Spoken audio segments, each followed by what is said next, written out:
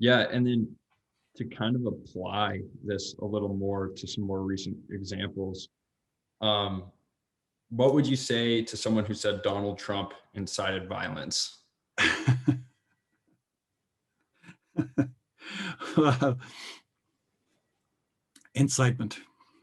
There are, in the common law, there are three inchoate crimes: incitement, conspiracy, and attempt.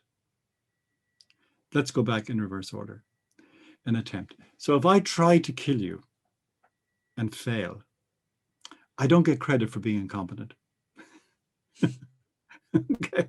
My failure to kill you is not something in my favor. It's just an accident, right? And so this is a violation of the zero aggression principle, right?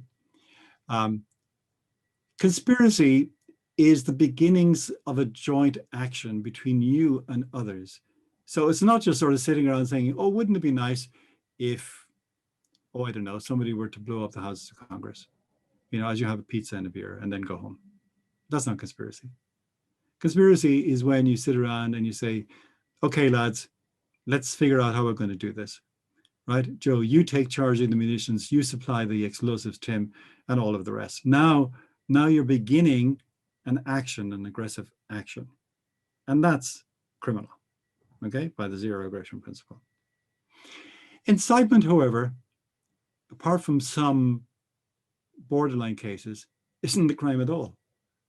If I go on YouTube and say, I think, let's take the Irish example for the moment, lest people think I'm putting my knife into the United States. Let's take Leinster House, which is where our government is, where our parliament meets. As I said, I think the guys who inhabit this are the lowest of the low, and I want to see them disappear. And the first way to do that is to blow up the building. I think it would be a good idea to blow up the building. I think it would be a really good idea. Now, suppose there are people who are feeble-minded enough to think that what I say actually matters, and they run off and they blow up the building. And then somebody comes and says, you are responsible. And I go, please explain to me how I'm responsible for that. What am I, some kind of Svengali? I'm controlling their minds, directing their actions. I gave them orders. I told them what to do. I threatened them with punishment if I didn't do it. How is it supposed to work? Right? If I say something is a good idea and they go off and do it, maybe as the result of listening to me, that's their problem. It's not my problem. Now, I said at the start, there were circumstances in which this might change, and maybe this applies to the Donald Trump, and I'm not making any judgment on it. Mm-hmm. Let's go to Henry II. Henry II of England appointed his friend, his drinking buddy, Thomas Becket, as Archbishop of Canterbury. And the reason he did this was he was getting a lot of grief from the church at the time. And he figured, hey, I'll get my guy in there, right? And then we get it all sorted out. The only problem was Thomas Becket got religion.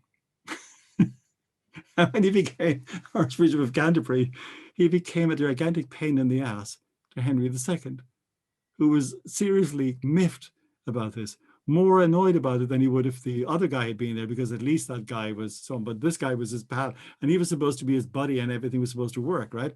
And so he is supposed to have said, will no one rid me of this turbulent priest?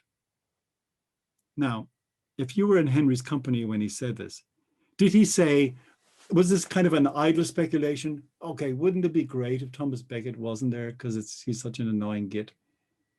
Or did he kind of go, wink, wink, nod, nod? Will no one rid me of this turbulent priest? Right? Looking at, you know what I mean? Mm-hmm. Now, what you get there isn't actually incitement. That's the beginnings of conspiracy. Now, the line, of course, is fuzzy, right? In most circumstances, I have no authority. I mean, I don't carry any weight, so I can say, whatever I say, if somebody else does it because I said it, I'm going, well, I never knew I was that important. Okay, but so you could run the Donald Trump one either way. You could say this is a case of Henry II, wink, wink, nod, nod. In which case, it's not actually so much incitement in any sense. It's actually the beginnings of a conspiracy, and he's the leader, and he's directing people he controls in some way to do nefarious deeds. Or else using metaphorical language and saying we've got to fight to preserve our rights and so on. And then if other people get excited and go off and start doing crazy things, who knows?